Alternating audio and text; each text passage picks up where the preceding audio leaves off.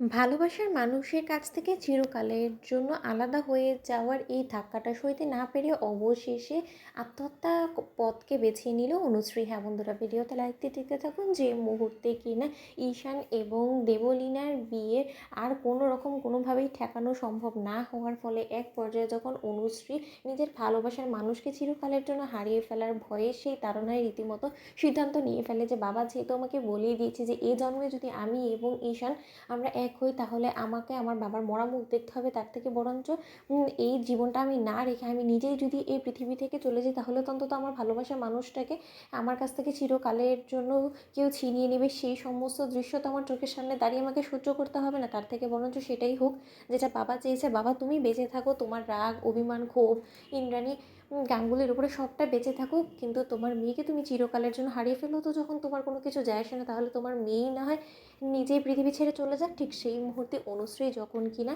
নিজে আত্মহত্যা চেষ্টা করার জন্য যখন কিনা বিষ খায় এবং বিষ খেয়ে যখন কিনা অনুশ্রী অজ্ঞান হয়ে পড়ে থাকে, ঠিক সেই মুহূর্তে গাঙ্গুলি হাউসে যখন কিনা সন্ধ্যের দিকে বিয়ের আসর বসে যায় এবং সেখানে যখন কিনা ঈশান এক পর্যায়ে হার মেনে নেয় এবং অসহায় আত্মসমর্পণ করে দেবলীনার কাছে। এবং দেবলীনা যখন কিনা বলতে থাকে যে মম, এমন ব্রহ্মাস্ত্র দিয়ে আমি ঈশানকে জব্দ করেছি না, এবার আর ঈশান কোনো মতে আমাকে বিয়ে না করে অন্য কোথাও পালাতে পারবে না, এতটুকু তুমি শিওর থাকতে পারো। ঠিক সেই মুহূর্তে যখন কিনা জয়িতা বলতে থাকে যে কেন, ঠিক সেই মুহূর্তে দেবলীনা বলতে থাকে যে ঈশানকে আমি সমস্ত প্রমাণ দেখিয়েছি, যেটা কিনা ওরা গ্রামে কুসুম, আয়ুষ এবং ওরা মিলে অনুশ্রীদের বাড়িতে করে এসেছে। এবং আমি ওকে হুমকি দিয়েছি যে যদি এই সমস্ত কিছু করে ও কোনো রকম কোনো চালাকি করে ও যদি বিয়ের আসর থেকে সরে দাঁড়াতে চায়, তাহলে আমি ইন্দ্রাণী আন্টির কাছে গিয়ে সমস্ত সত্য ফাঁস করে দেবো। এবং আমি এটাও বলে দেবো যে ওরা যে বাড়িতে অবস্থান করছিল সেটা আর কেউ না, ইন্দ্রাণী গাঙ্গুলি চরমতম শত্রু, সেটা হলো কি অনুশ্রীর বাবা অভিমন্যু রয়চৌধুরী। তাহলে নিশ্চয়ই তার পরবর্তীতে ইন্দ্রাণী আন্টি ওদের কী নাজেহাল অবস্থা করবে সেটা নিশ্চয়ই তুমি বুঝতে পারছো।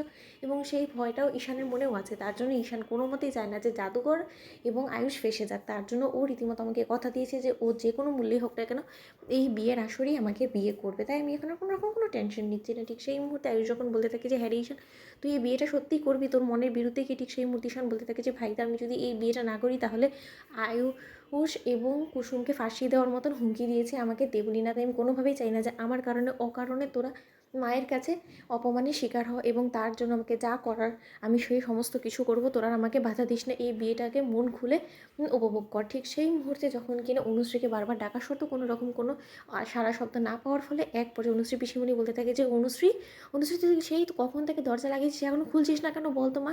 আমাদের মনটা কিন্তু বড্ড বেশি কুকাইছে মারে, তুই মারতে কথা শুনতে পাচ্ছিস মারে? তুই এমন উল্টোপাল্টা কিছু করে বসিস নি তো অনুশ্রী?